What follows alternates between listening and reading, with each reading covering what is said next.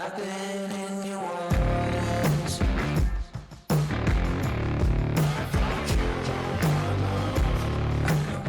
What is up, guys? It is John here. It is Women's History Month. This is a massive, massive month for us because Adapting Social is actually comprised of 60% of women that are on our team. Now, we know, obviously, there's no question here that women run the world in our team here. They kick ass, they take names. So we're gonna go through this week and showcase a little bit about each different team member, about what we're doing here, and even just feature some of our clients and entrepreneurs. So stay tuned, fam. Women's History Month commemorates the contributions of the American women. March was designated as Women's History Month first back in 1987. So in my professional journey, I've had the opportunity and the privilege to work alongside some really powerful women. These women have showed me how to really find my strengths and hone in on them and continue to sharpen and really add to those skill sets. So some of the tools that I have been provided by some of these mentors that have really allowed me to grow within my role and responsibility even here at Adapting Social. I'd like to give back to some of the women that work within Adapting Social, and hopefully it can help you too. Why do you think we need more women in leadership? Women are just go-getters. I mean, they're constantly being told no, and when they're told no, they're motivated even more just to get it done and prove to people that it can be done and they can do it on their own. Bang, bang. If you can leave the wonderful women of our world with a message for International Women's Day, what would it be? Well-behaved women rarely make history, so don't be afraid to go after it. Get it, girl! As we move into this virtual world, it's given women the opportunity to become that hybrid of a mom and a working woman.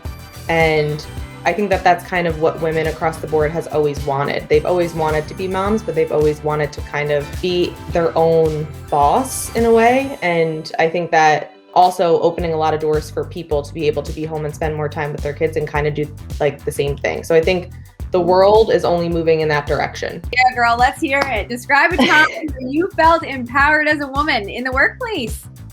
I don't know if it's just a me thing or if it's a woman thing. At my second job, I work at a grocery store and they just awarded me Team Member of the Year. Awesome! My leadership at the store consistently praises me for my empathy for others, like my team members as well as customers. I don't know if that's empathy because of me or if that's because I'm a woman, I have more empathy. Well, I think that's an interesting piece that you touch on because I think a lot of what makes women who we are in the professional world is that empathetic nature, right? Naturally, I think women are more kind of inclined to use compassion when making decisions or, think equality and think these things. So I love that you just said that. And I don't think either or is really the dictator, right? So even, whether you're a woman or a male, I think being highlighted and acknowledged as someone who's empathetic and someone who really makes others feel good in the workplace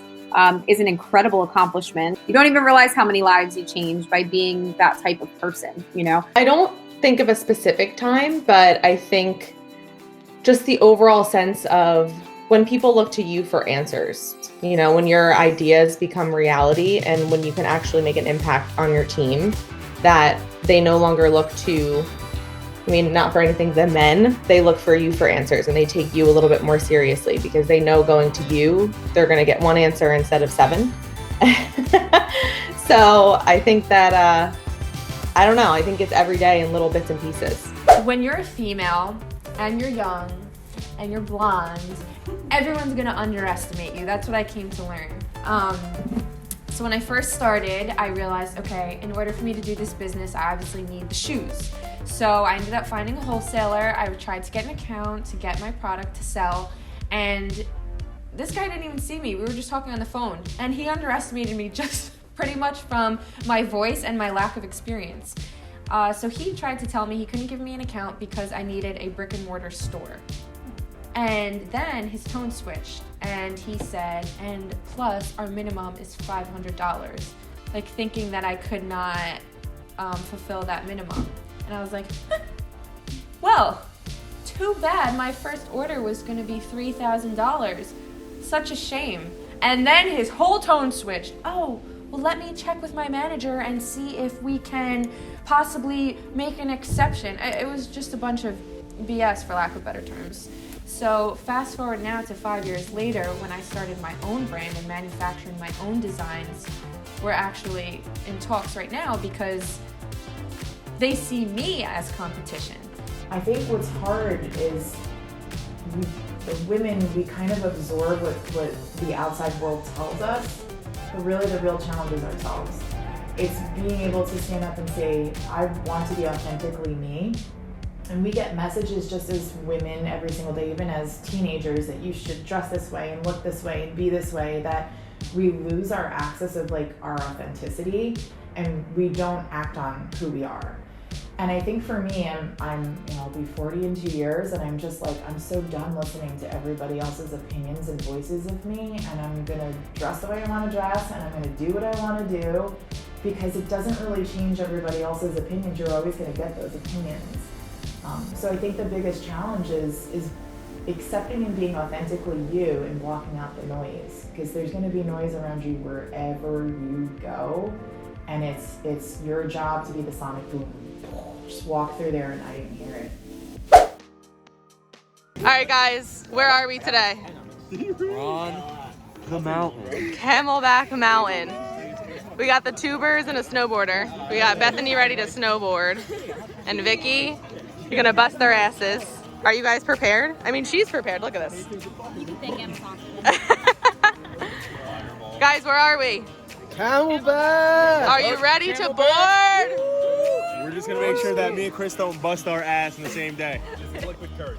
Liquid If courage. you're not busting your ass, you're not You trying. ain't doing it hard right. Kate, what's your saying? Oh, I am the light. I am the light.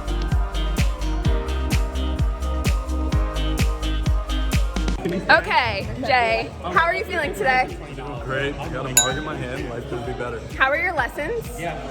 I skipped out in the beginning of it, and me and John just went straight. Yo, me and Jay did not need lessons. We went right to Mark Anthony, and not the singer, by the way. The fucking mountain.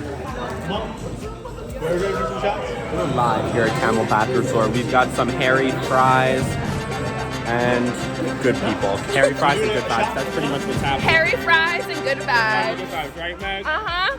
We're living it up. We're skiing. We're tubing. We're drinking. And that's what it is.